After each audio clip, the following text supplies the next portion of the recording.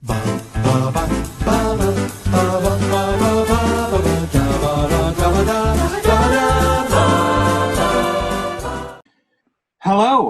I'm Thomas Carruthers.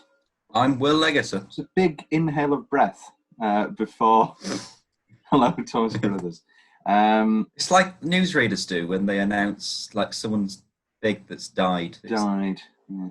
Well, you've got the two modes, haven't you? And more news on the stock exchange, and it's got that sort of ting. And then you've got celebrated music artist David Bowie has passed away at the age of 69. He was famous for his hits Ziggy Stardust and Starman. In other news, it was what was it on the trip? They were saying you can always tell if they're going to announce. So there's two ones. There's the Thomas Carruthers, famed star of writing, you've got Thomas Carruthers, the writer of, here we go. And then there's like the fade of the smile on the background. Well, it was 2016 when there was the Me Too start and everybody was dying. So it'd be like a toss-up. You'd be like, have you heard about David Bowie? Oh, no, he's dead. Oh, well, at least he wasn't. And you're caught and you're like, oh, I don't know which I'd put. I don't know whether I want to lose what they could have done or lose everything they have done. You've got to weigh it up. Rather morbid start. But this is I think that's morbid, our best cold open. It's a great cold open. But this is a rather morbid film, and it's a rather perverse film. Yeah. And it actually infuses two things we just mentioned, sex and death. It's a movie that Hitchcock has described as a man trying to have sex with the dead girl. And that film is Vertigo, 58, immediately preceding North by Northwest and our next episode, Psycho. I think this is my favourite Hitchcock. Good choice. I think, if we're talking sweeping statements, I think you prefer if we're just looking at Rear Window and Vertigo, I think that says a lot about our film taste and media taste and maybe outlook on life outside of the microcosm of Hitchcock. I think you could say that you're a more an adventurous person, maybe. You like lighter material, perhaps. You like, if we're talking murder, you find the intricacies interesting. I also find the intricacies interesting, but I also like to think about some of the stuff in Vertigo, the dark, personal obsession, and the loss of love, the attempt to try. Yes, no, Vertigo. Yes, no. I've always found that very. I mean, you do a lot. Yeah. I think, is that just me? Other people. It's Little Britain. No, it's not. Yeah, I know it's Little Britain, but I'm on about like people. Is it just me that does that? Yes, no. I've heard people do it before, but no one as much as you. It's a form of Tourette's. Yeah, well, no, because you're like, yes, well, no. What I'm trying to say is, it just rolls off the tongue. It's jarring. It's very jarring. Let's have a yes/no counter. Except that's not going to happen. So for anybody who wants that, it's not going to happen. Who's so far on the podcast, they'll be like, yes, I've got another. It's at this point we say, that's been redundant. You've wasted your life. Oh, yeah, this is true. Says the two men doing a podcast to nobody. And Vertigo. YouTube comments. Playing two amazing roles. You might as well not watch the movie after reading that trivia. Very angry that the trailer has revealed the twist. Yes. If only Alfred Hitchcock didn't die and was still making films. You could say that about a lot of people. Yeah.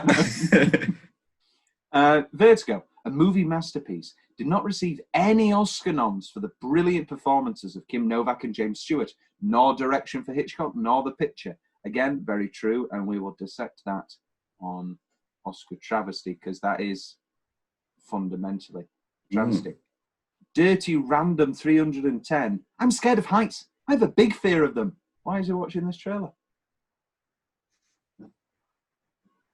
Come on, sort it out. If you don't like snakes, don't type in snakes. I recommend the Vertigo walking tour in San Francisco. Really enjoyed it. Good to learn some other history to the city too. They sort of gave up halfway through that sentence. I was just watching episode 11, season 1 of iZombie. Do you watch iZombie, Will? No. Neither do I. And they mention they're going to watch this for their date. Man, I really need to watch these classics. I'm missing out. Is Vertigo a good date movie? No. No. No. I've been weird when I took. I was in America, and I took a lovely girl to a date to see Rebel Without a Cause, and halfway through, just like La La Land, yes, just like that, and it was great, and but halfway through she said, because obviously I think, I don't know, not to patronise, but I don't think she'd seen many 50s films. And she said, this reminds me a lot of Vertigo. And obviously, Rebel Without a Cause and Vertigo are not alike in any way, other than the fact they're in the 50s. And, and then, well, that's the end of that story. Thank you. This is true. However, I think if Vertigo was on, and then somebody was like, oh, I've never seen Vertigo, I'd be like, oh, do you want to go to the BFI? That's my dream date. That's my dream date. And then you walk down the South Bank together. I'd say that it's not a good date movie, but then I'm no one to listen to, because I've been on dates to see the Minion movie. Go on, what are your date movies? Let's do this. What have I been to see on dates? Or what would I go to see on a date? No, what have been your date movies? The Minion movie. Ooh. That was a great movie. Sarah Steve Coogan. Sandra Bullock. Incredibles 2. I mean, that was a great one. You've done your looks out there. I've done my research. Yep. Whatever. It really annoys me, because every time I'm like, oh, I'll keep the ticket, and then when I buy the Blu-ray, I'll put the tickets in the Blu-ray, because you've got to. It's the weird thing of, like, obviously, but yeah, still single. Women will watch this, they'll think I'm a psychopath. But, like, you've got to presume, or at least hope, that down the line there's a marriage or whatever. Well, not every time. What I'm trying to say is, if this is the girl that you do end up marrying, how incredible is it that you've still got those tickets in the Blu-ray? I mean, the difference is, Tom, you keep tickets from all your past lovers, keep them in a chain box. No, this is my point, is that I've not been to a movie which I would buy on Blu-ray, so I've never kept the tickets. Because I'm not buying pissing Moana. Wonder Woman. I watched that the other day. Oh, what do you think? Yeah. It's all right. I mean, I hate the man. I really don't. Not Dwayne The Rock Johnson, he's great. Lin-Manuel Miranda. Oh. Is what I was getting. Have I told you about my play Clara? No.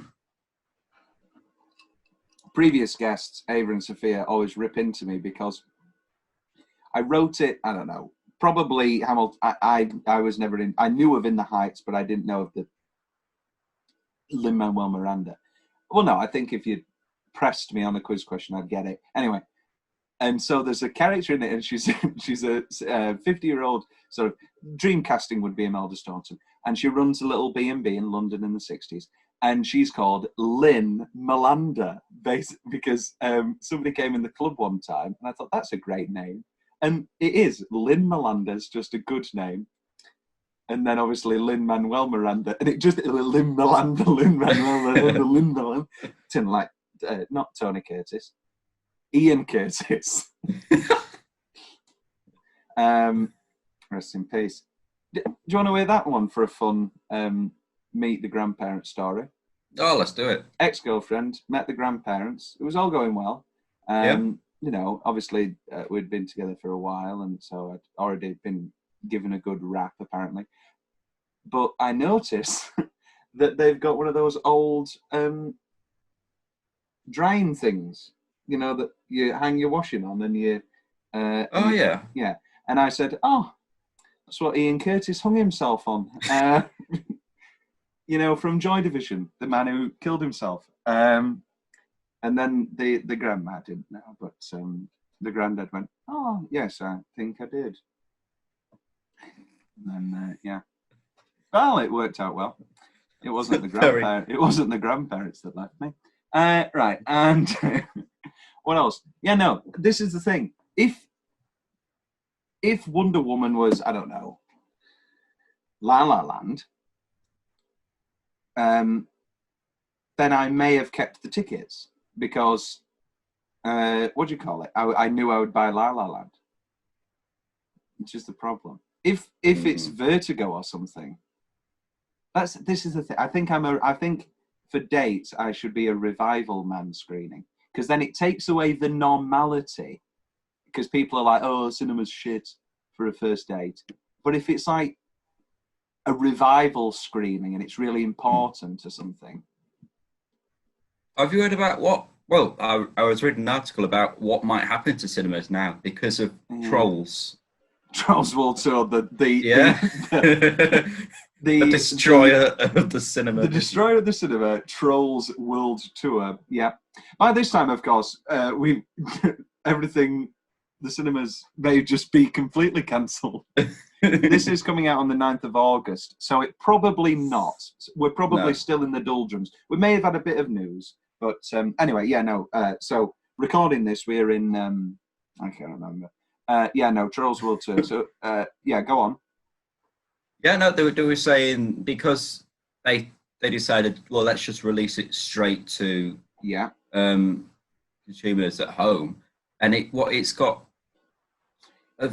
earned enough of its money back. Yeah, it earned a substantial amount of money, and they're now saying, same with Woody. What's the point?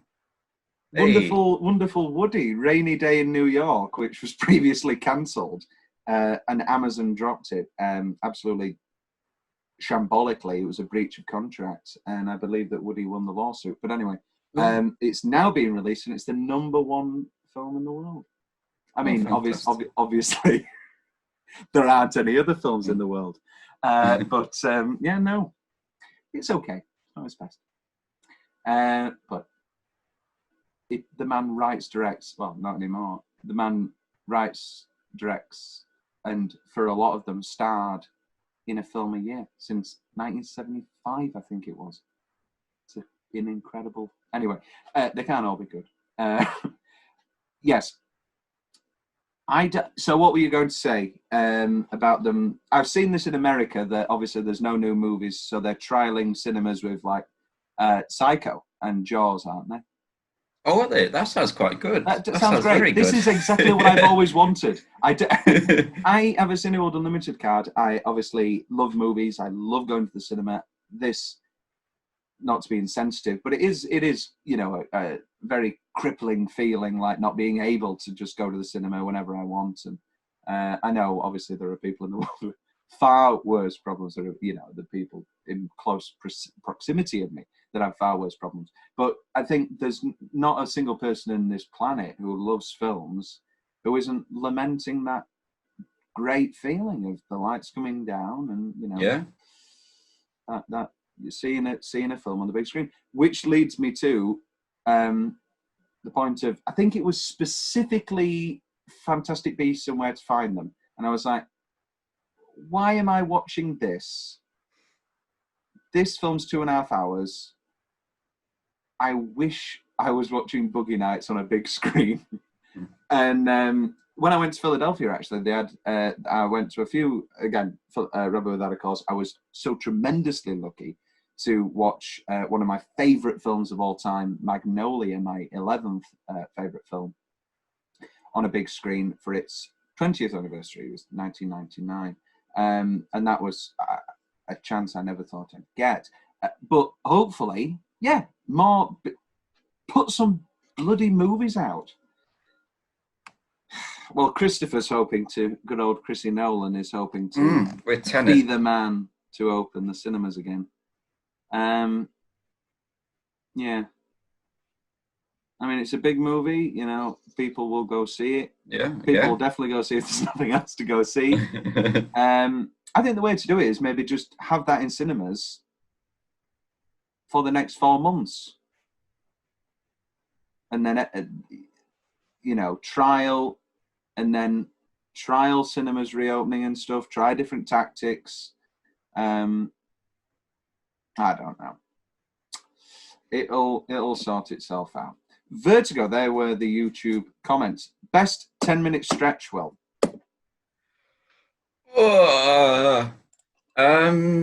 There's quite a few good 10-minute stretches in this. I'm going to throw the opening in there, I think.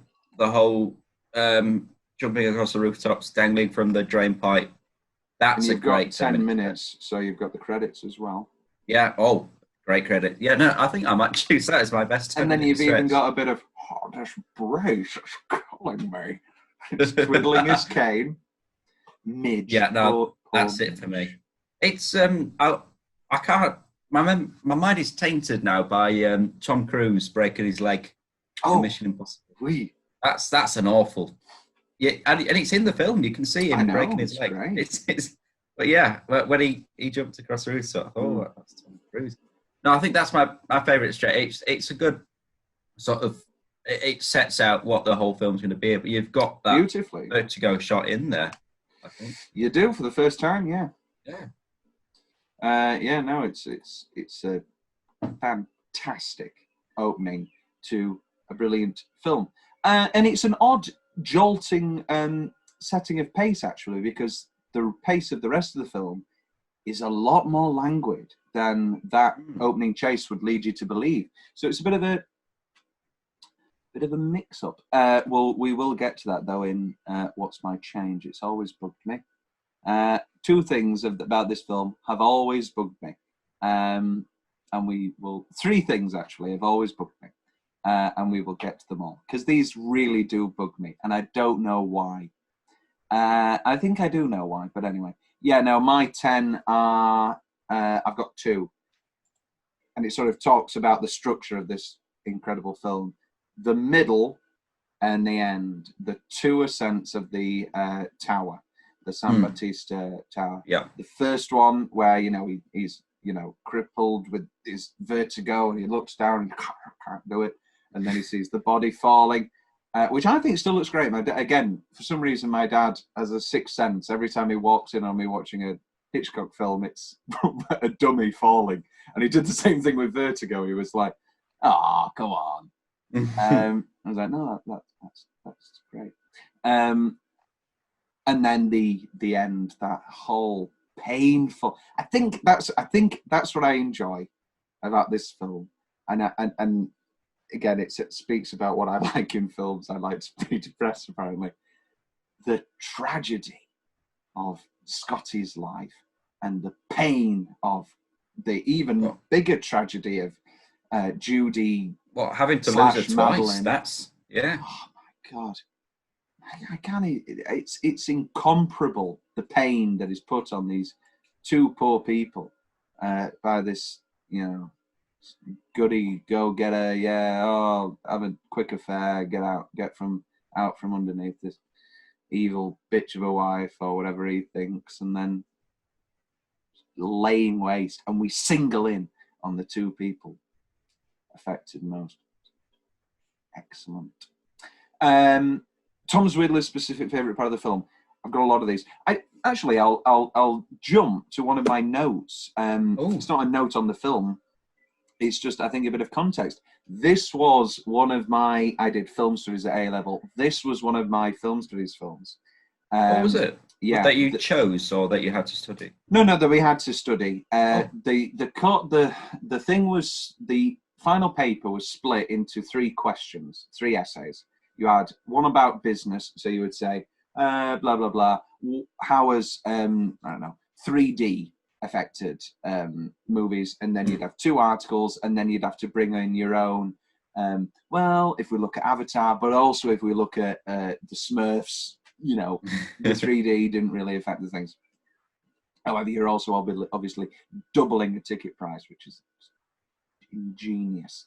Then there was the second one, which was the new wave question, where we had to look at 4 different films and then compare them. And that was, I've never liked new wave films.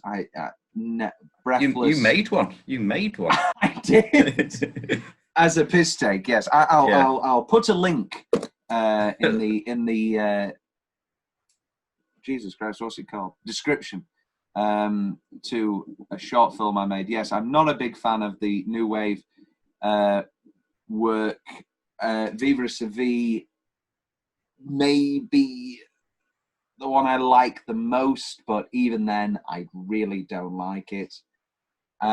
Cleo from 5 to 7, my God, really quite dull. And then we had to look at the Hong Kong New Wave in comparison to the French New Wave, and that was similarly dreadful. I didn't like Chungking Express at all. Anyway, so I made with my wonderful friend Will and previous guest Lucy and Harriet. Maybe we'll get her on in the future. I wonder what films she likes. All people from our A-level drama, and Alice, of course, are people from our A-level drama. And we made a piss take, kind of a man sort of trapped in a French New Wave film with the brilliant thriller ending. The ending. What an ending. What an ending. But watch it. It's in the thumbnail. There's the link. Yes, so, and then the third question of the essay was just about Vertigo. I believe that there was 5 different films that he could have picked. And he went with Vertigo. Toby Hewitt, my teacher, he went with Vertigo because it was that thing of the other films, one of them was Fight Club.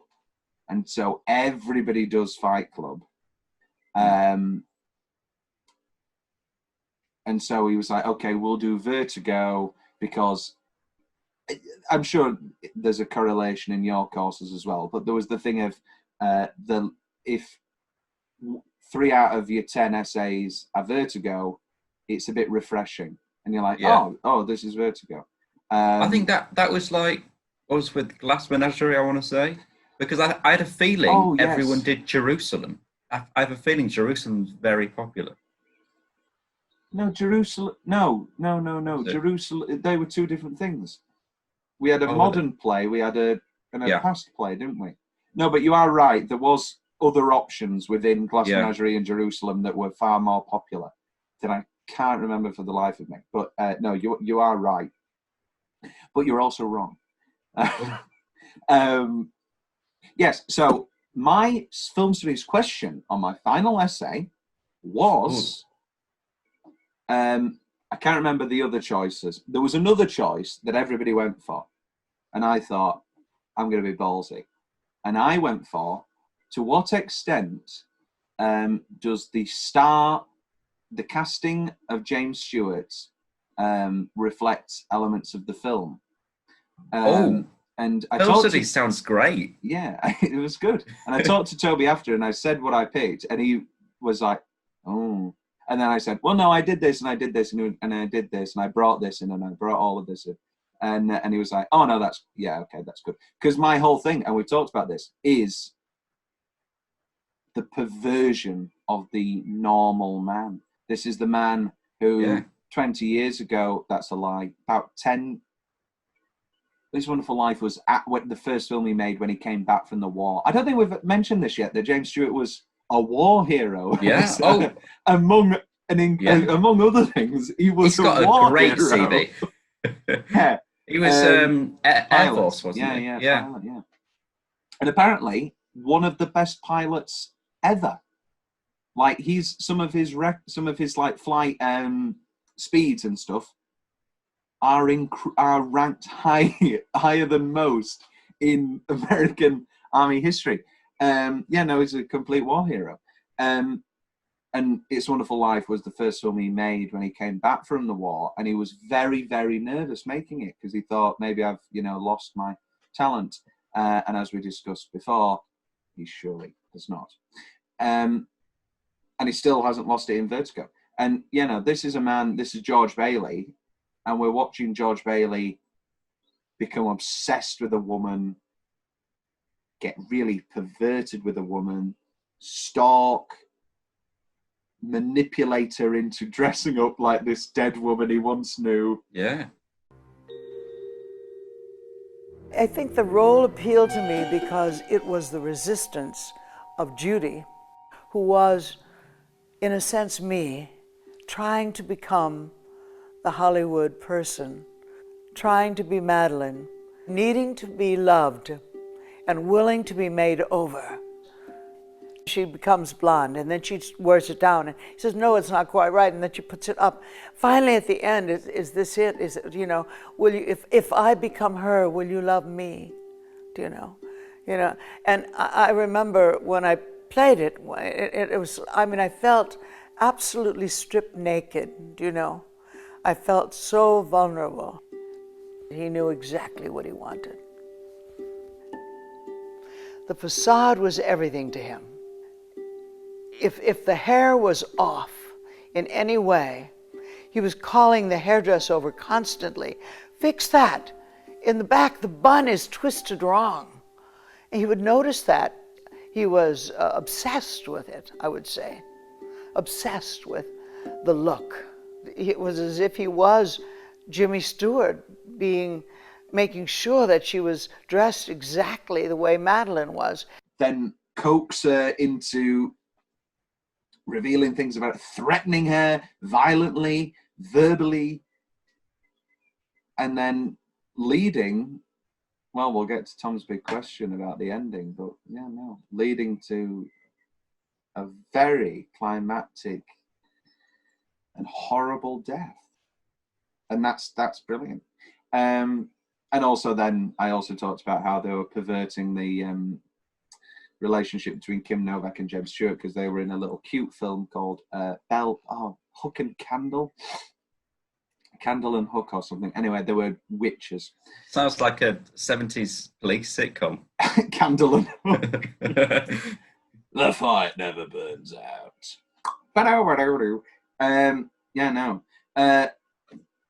So back to this, and I did get an A. Moral of the story. Yeah. I love the close-up on Midge when the engagement is mentioned. She says, Barbara Bell Geddes says enough with her eyes to answer any question. I love the horror of when Midge does the painting with her face in it. Oh my God. Talk about, never mind these two tragic lives. What about poor Midge? Oh, Jesus. The suicide. Oh, yes, sorry, the middle point. Yeah. The kiss on the cliff. Beautiful. The cruel court. I don't know what it is, but I find the court scene in this movie one of the funniest scenes of all time.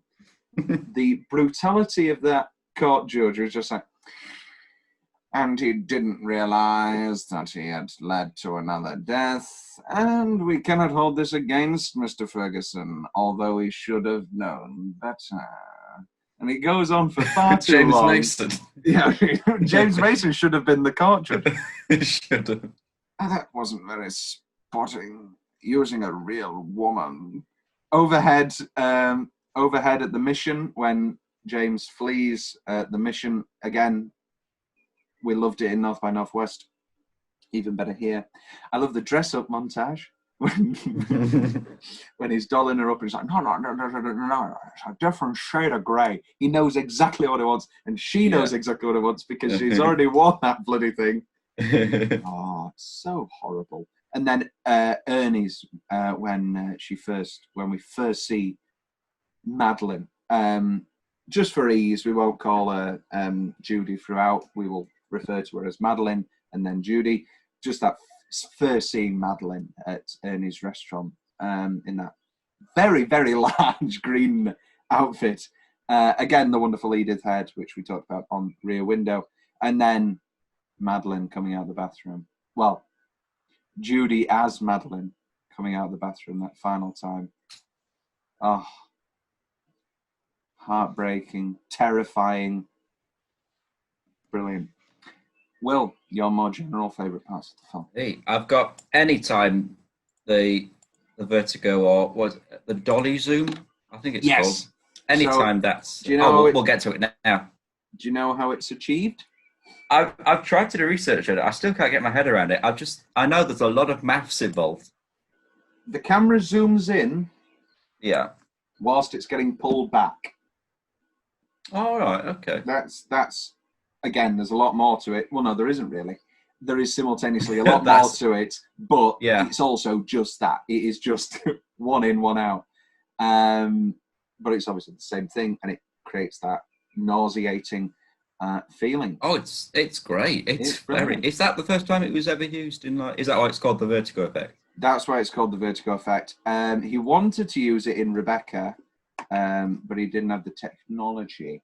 And then Hitchcock. I say it's very famous. They're trying to do different technological things. This is true. And then obviously used brilliantly in Jaws, incredibly in Goodfellas. I really like it in Goodfellas because it's not a big scene you'd pick. And it's just that scene with Ray and Robert, Harry and Jimmy. And they're just talking and they're both like, oh, you could kill me at any minute. And they're just sat in a diner. But that nauseating effect, I adore it. Oh, it's great. Sorry, yes, back to you.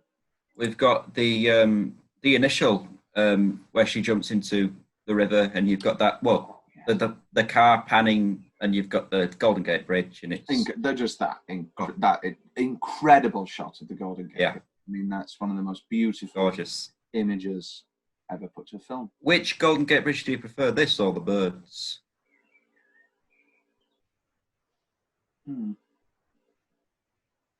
This, I think this.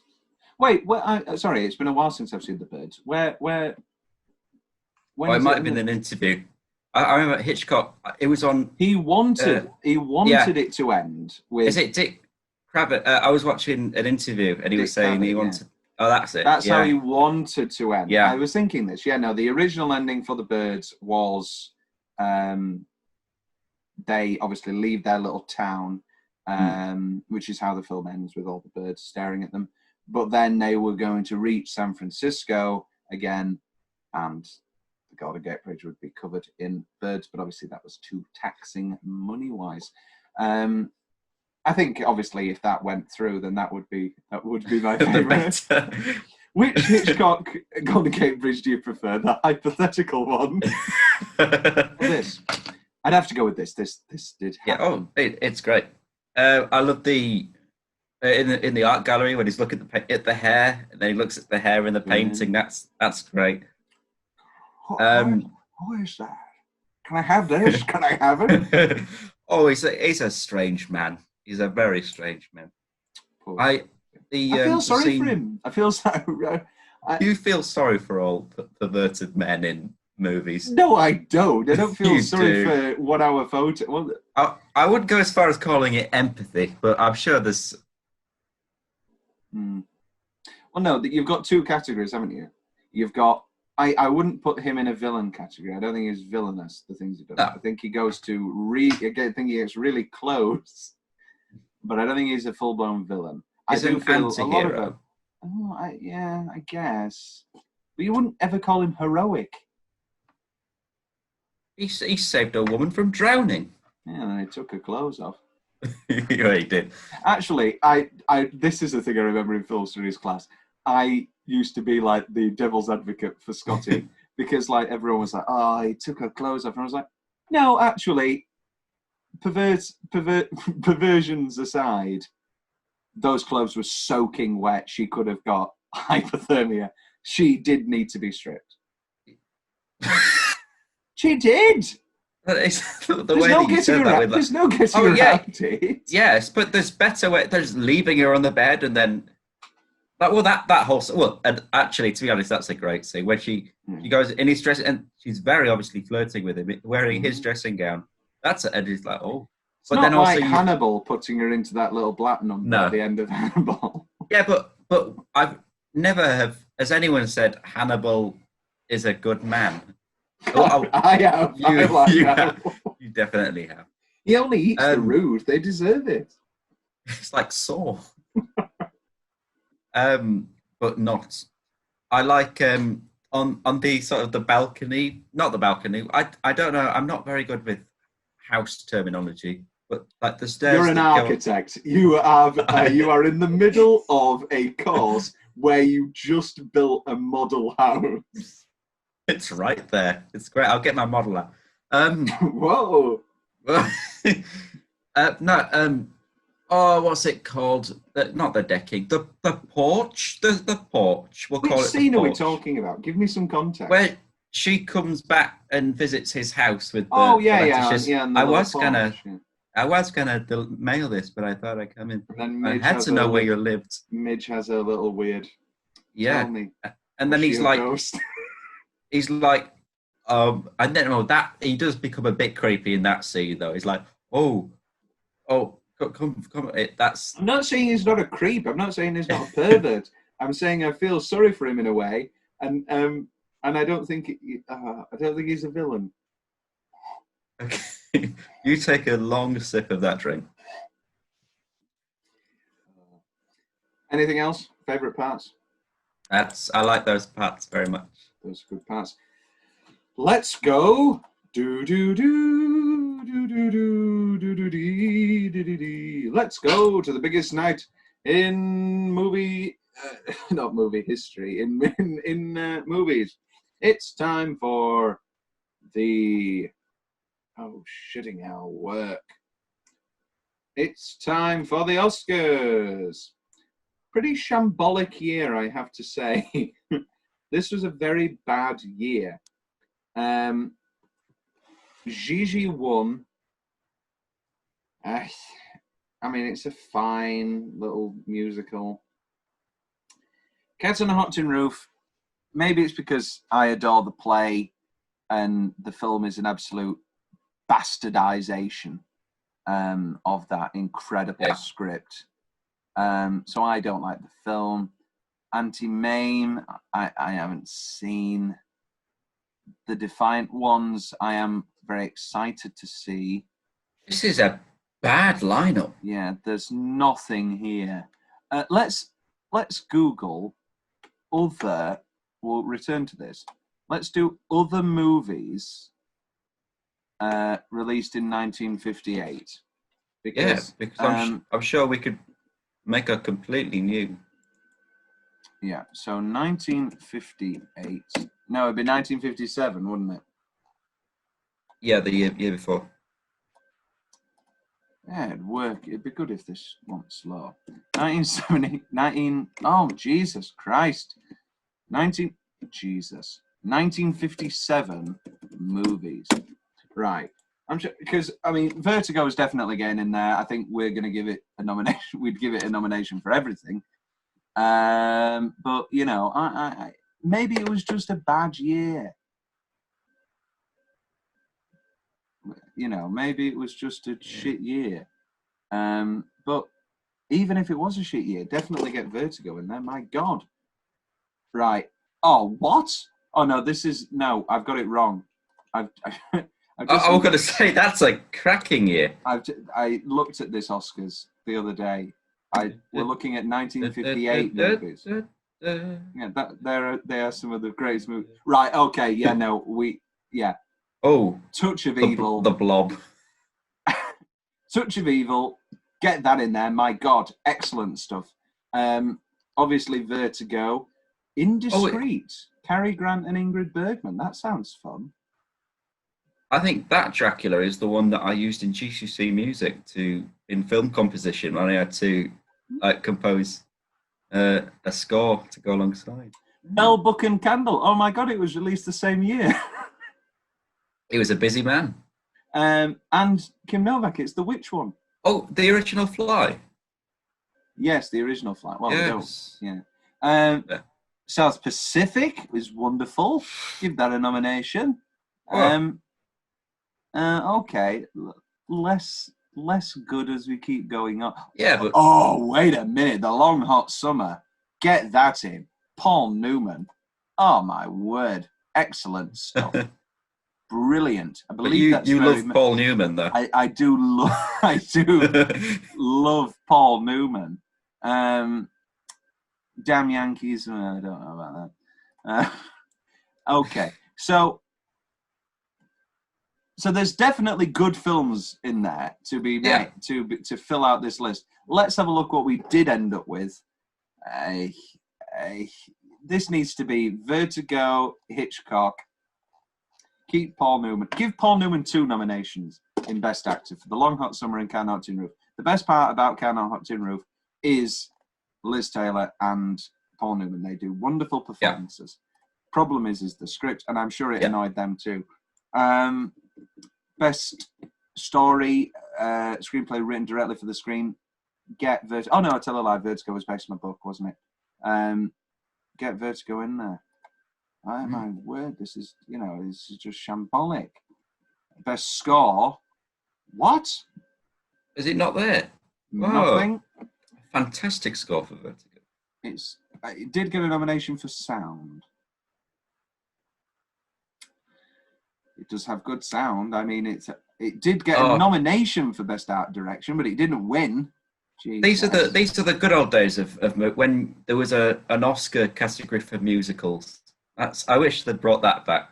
What do you mean an Oscar category for musicals? A musical picture. Oh, best scoring of a music. Oh, yeah. Very true. Rather than just throwing out like a.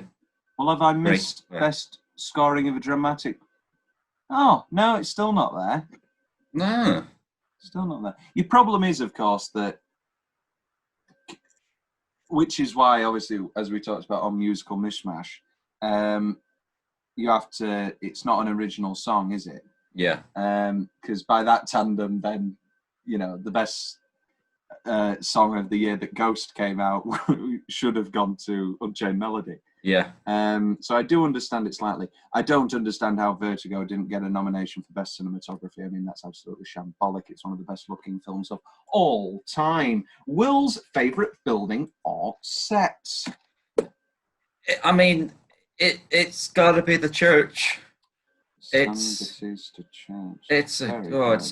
have a thing for old religious buildings. Oh. I thought you were talking about the nun. At the end, when she's ringing the bell. God have mercy. Which leads us to opening line Hall of Fame, which again we've completely forgot to do. Take my hand. Good line.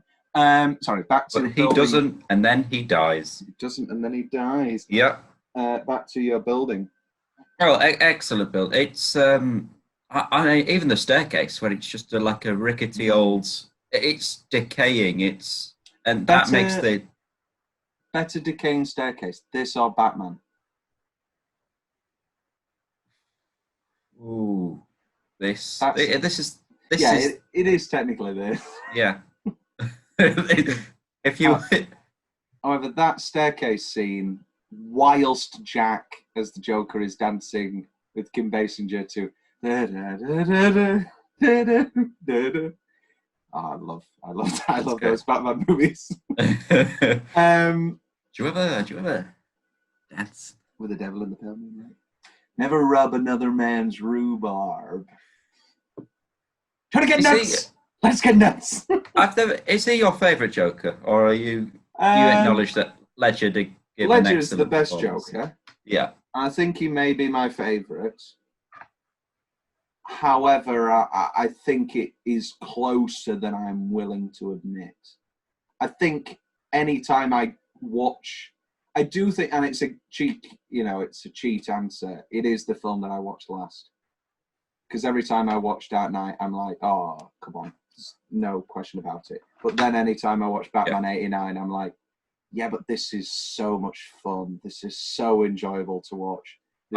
If we can go back, I just love Tim Burton as an artist. The set design, I loved the whole style. I mean, as well, 89, that's when they were still building big production pieces. You've got the whole of Gotham. It's the wonderful it's stunning. Bo Welch is his set designer and was his set designer for a lot of films. I can't remember if he was for Batman, but he married Catherine O'Hara. Oh, and he ended up directing a film. Do you know what film he directed?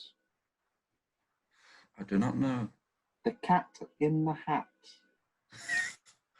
Oh, wonderful! This is 3, which also has 2, 1, go!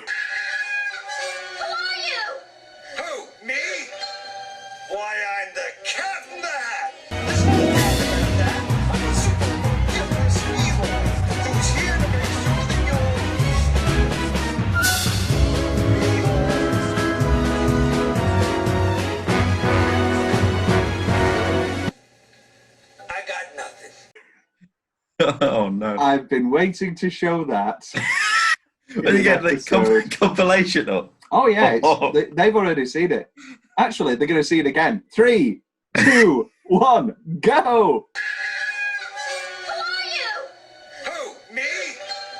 Why, I'm the Cat in the Hat. I'm a super evil who's here to make sure that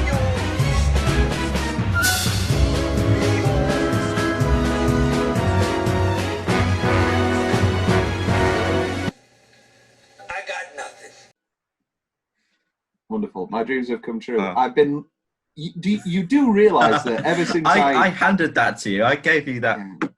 Yeah. You do realise for the past 5-6 episodes since finding that Cat in the Hat video on my laptop again, that I've been looking for a way to work Cat in the Hat into an episode, and it's just fallen in my lap like a beautiful cat. Except I don't like cats. Will, what's the only cat I like? It'll be a Catherine, won't it? No. Is it On a Hot Tin Roof? No. Is that the answer? No. I mean, I like that one. It was Michelle Pfeiffer Catwoman. We were going full circle. The Love Cat. That's my favourite. My favourite Kyoto. It's very good. Best soundtrack titles, if applicable. It is applicable. Hey. Right here.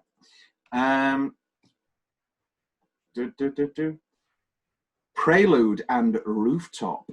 Scotty Tales Madeline. Carlotta's Portrait. The Bay. By the Fireside. The Streets. The Forest. The Beach. The Dream. Farewell and the Tower. The Nightmare and Dawn.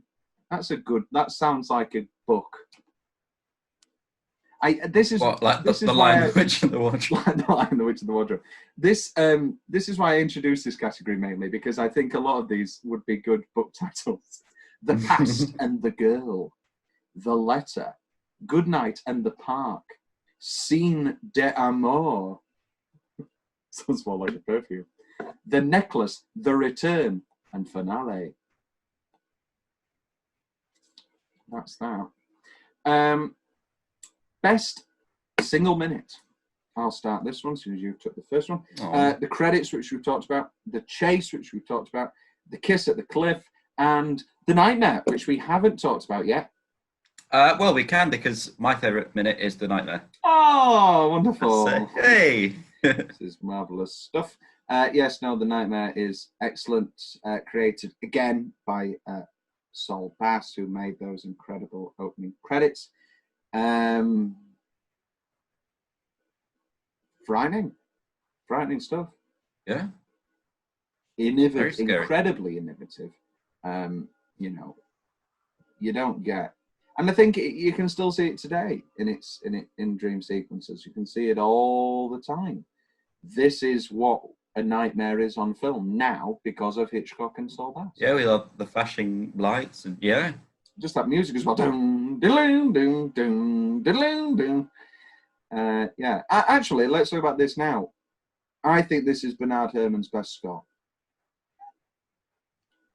Sure, if not one of the best scores ever put to a film. I mean, you've got Citizen Kane, you've got Psycho, you've got North by Northwest. Taxi Driver has an excellent score. That was his last score. Finished. Psycho's pretty good. Psycho's good. Psycho's very good. He finished doing final. He finished overseeing the recording of Taxi Driver, went home and died. Oh. Okay. Wonderful, wonderful man. Best single minute for you, Will. Oh, you've just got. Have you got anything other than the nightmare? Well, other than the nightmare, you've got the initial chase up the stairs. That's good. Yep. Pretty. Yeah, well, the end one's good as well, and that's more of a payoff. But I wouldn't call that a minute because you need the 10 minutes of him realizing what's going on.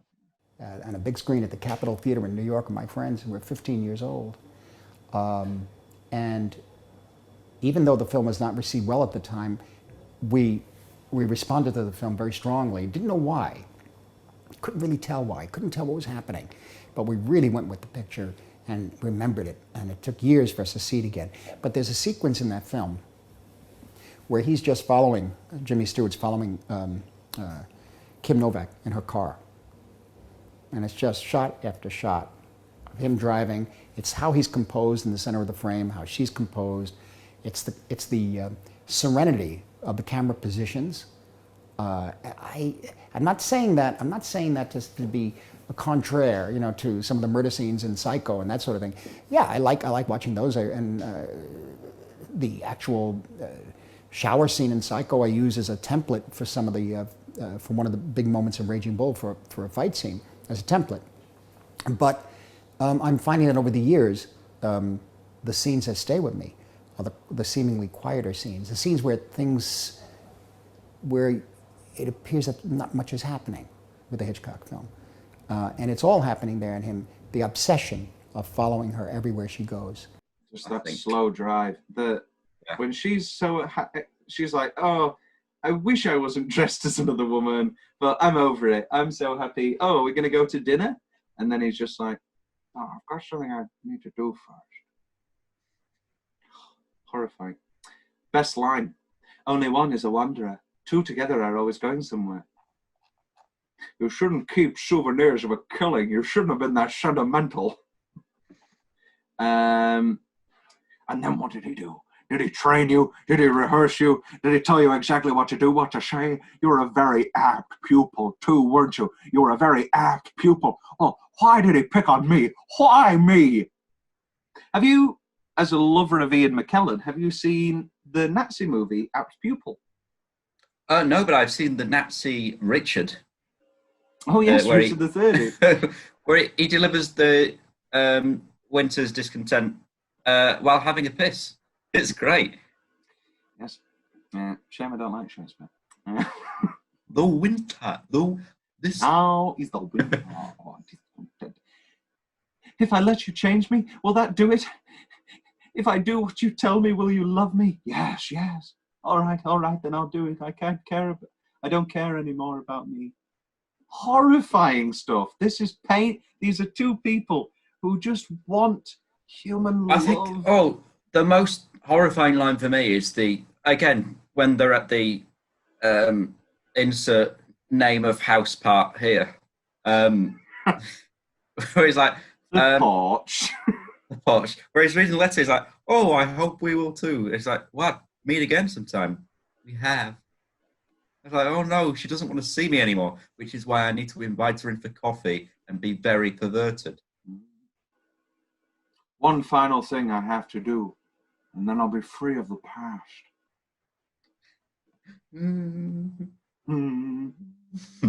God have mercy. We'll get to that in Close the Line Hall of Fame. Bong. Bong. Scotty, do you believe that someone out of the past, someone dead, can enter and take possession of a living being? Do you, Will?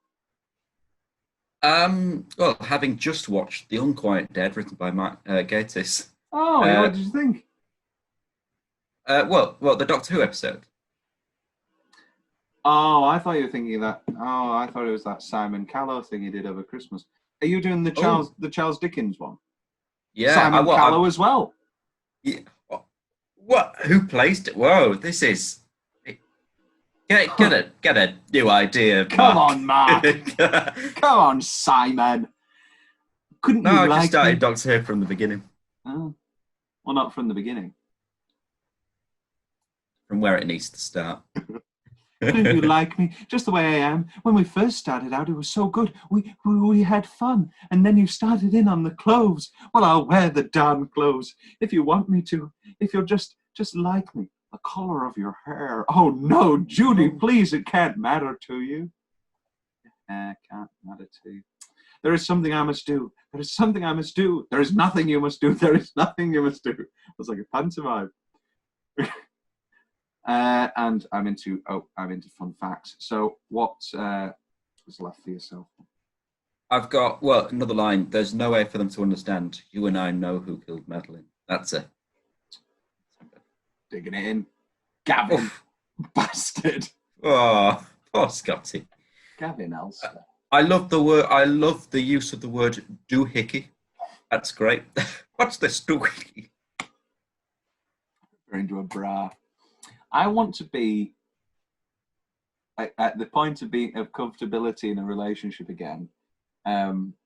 Also where, and also I want the woman to like Vertigo enough where I can be fiddling with her bra and go, oh, what's this doohickey? And for her not to go, what the fuck are you talking about? To go, oh, I love Vertigo too. Right, here's the thing, Will. Weird tangent. How many times have you had like great jokes during, let's say, heated moments, and you've been like, this is a great joke, and you know we're comfortable in a relationship, it's lovely. You know, it wouldn't be it's not a one night stand or whatever. It'd be weird for me to start throwing a joke in, but you never do because it obviously would ruin the moment. Or is this just me? I think there's a time and a place for jokes. Yeah. But I think if I've executed a few Tell me great about ones. Oh no. Oh no. Oh no, Tom. Oh This is... no. It's filthy. It's turning R-rated. YouTube, is this for kids? No, it's not for kids. What's the change? That's annoying. Oh no. What? A change for YouTube. Go on. I hopefully they don't demonetize us for opposing their views. I don't when you're watching a movie, because a lot of not movie clips, a lot of videos are now for kids, like like Britain's Got Talent or clips, whatever. So when you slide down and you search, what to come next, it pauses. So it can't play in the background, and that very much irritates me. Best. What's the change? What's the change? Right, I've got 3 very specific ones, and I think it's because I had to watch it so many times for film studies. Order of the opening. It doesn't make any sense. It should be chase, credits, the jarring cut between him falling to his death and then cutting to James Stewart with his cane. Oh, I've got a week until I get this brace off. It needs to be chase, credits, first scene at Midges. It's always annoyed me. The disappearance when she's at the McKittrick Hotel. Come on, sort it out. You're just not bothering with plot anymore. It's far-fetched enough. And then, again, it ends too quick. I need a few more shots, Hitch. What, of a dead body lying on the roof? It's the fall. It's the quick cut, and then God have mercy, ding dong, and then he stands there. The final shot's incredible, but come on, Hitch, come on, Hitch. Any changes yourself? You may disagree. I think there is some bad kissing. Oh yeah. We talked about it. He's doing now his famous kiss every part of the face. Yeah, he just goes. He's going to eat her, which I do love. Also, my major change when she's trying to drown herself under the Golden Gate Bridge and he rescues her. Doesn't make sense. Well, yeah, that's it. But when he's dragging her along, he gets to like the wall, the stairs bit, and he realizes, oh, hold on now, what do? I can't, I'm stuck, I've got to turn around. And so she, lying there as a passed out sort of corpse, goes and manoeuvres herself round to help him carry her out. Watch it again.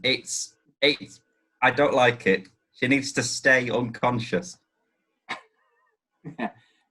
Stay unconscious. Will Leggetter, 20, whatever it is. Yeah, no, they're my changes. What's left from Will's notes? That's it. That's I'll just great movie. Few notes here. My screenplay, The Rise and Fall of a Televangelist, has multiple references to Vertigo. The two lead women are called Madeline and Judy. Guess that's not subtle. And it has a nightmare sequence, and it is specified in the script in the style of Vertigo. I mean, the plan doesn't make sense. I mean, it completely makes sense in a way that, you know, everything does work out, but also Gavin is taking some huge risks that Scotty's Vertigo will pay off. That, you know, there are far easier ways to get rid of somebody. And here are a few now. There's a few posters where it's a trick of the photography, and is with both of the women, and I very much like that. And if I saw that as part of the advertising, I'd be like, oh, they are two different women. Kim Novak's just playing them both, but the twist is played obviously straight away. He plays his hand rather quickly. I was listening to the audio commentary with the wonderful director William Friedkin, who directed Exorcist, which will be an upcoming episode over Halloween. He thinks that the McKittrick Hotel is the exact same house as the Bates Motel set. And I was looking at the floor plan, and it does seem remarkably similar. Yes. Very odd. I've had enough of floor plans. I can imagine. Tom's book corner. It is based on a book. I didn't read it. Alternate ending corner. We do have an alternate ending this week. Filmed by Force for foreign release. It is afterward. Scotty comes to see Midge. She pours him a stiff drink. He's quiet. He's miserable. Midge has previously been listening to the radio where they have said that Gavin Elster has been captured. It's just not needed at all. Just not needed. I think, again, it works better in the tragedy thing that Gavin, to the extent you could believe that Gavin gets away with it all. Yeah. I think, yeah. Good stuff. A few fun facts, Will. It's time for a few fun facts. A few fun facts. The opening title sequence, designed by Saul Bass, makes this the first movie to use computer graphics. Yes, with all the animations and stuff. Indeed. Kim Novak told interviewers that she did not wear a bra, a doohickey, when appearing as Judy. Novak claimed that it was this element of the Judy costuming that helped her feel more comfortable as Judy than as Madeline, a character whose costumes were more severe and stiff. Alfred Hitchcock was embittered by the critical and commercial failure of this movie in 1958. He blamed this on James Stewart for looking too old to attract audiences anymore. Hitchcock never worked with Stewart again, previously one of his most celebrated. That's sad. That's very sad. But it's then not again, fair either. I think this film doesn't work. It with works. A sexy young man. No, he has to be a dirty old man. Yeah. It's just, I think it's in the text. I mean, of course, he would be embittered because it was a failure. But anyway, in a later interview, Sir Alfred Hitchcock said he believed Kim Novak was miscast and the wrong actress for the part. Did you know who it was supposed to be? But she got pregnant. Did he want Grace Kelly? No, he wanted Vera Miles. I'm sure he considered Grace Kelly, as he did for all of his roles. But Vera Miles was actually locked in, and they did all the costume tests. fell pregnant. When Kim Novak questioned Alfred Hitchcock about her motivation in a particular scene, Hitchcock is said to have answered, "Let's not probe too deeply into these matters, Kim. That's only a movie." Sir Alfred Hitchcock said, thus described this movie to Francois Truffaut, "Put it plainly, the man wants to go to bed with a woman who is dead."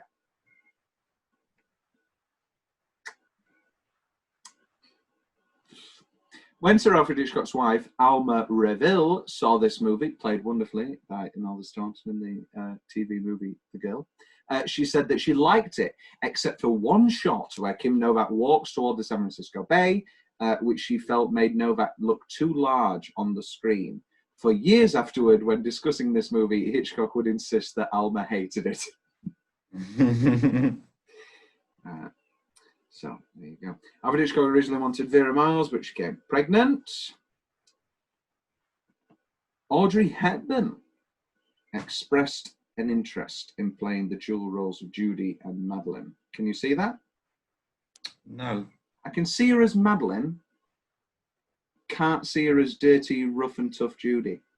You know, it's believable that Judy, to be crude, is a sort of girl that Gavin's, you know, had a bit of fun with, has lied to, seems naive enough maybe to believe those lies that he's going to take her off into the sunset. Yeah. Sir Alfred Hitchcock had contemplating editing Judy's flashback sequence, which reveals that she and Madeline are one and the same, edited out.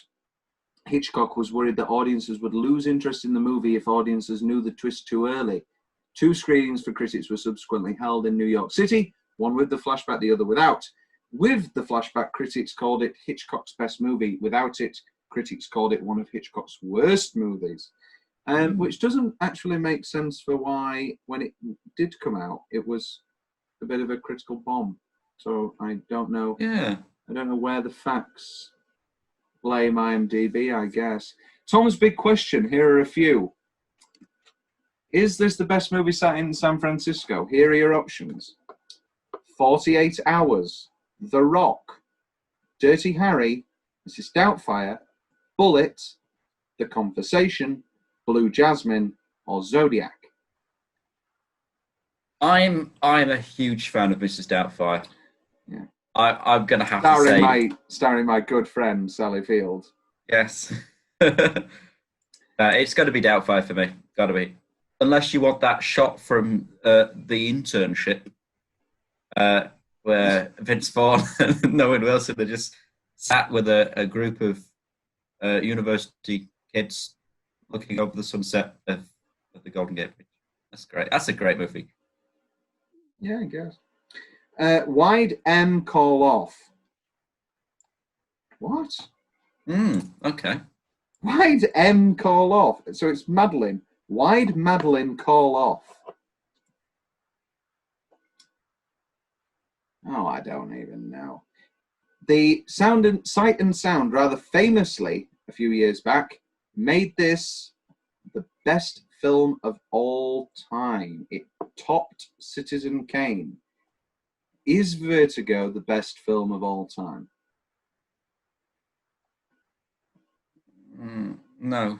No, I don't think it is either. No.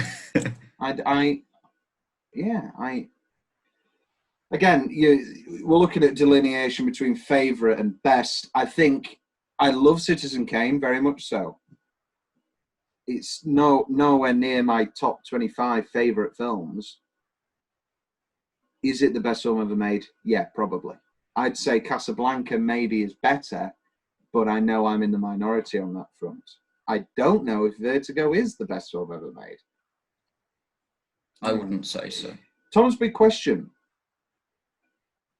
When Madeline dies, when Judy dies at the end of the film, is she falling or is she committing suicide? Because she's been caught in a trap and she can't live with this lie any longer. I like the idea that it's falling purely because the first time around it is suicide, and so that makes it even more of a travesty. almost like a prediction, but twisted. He kind of knows it's going to happen, but this time he could have stopped it. That's the heartbreaking thing.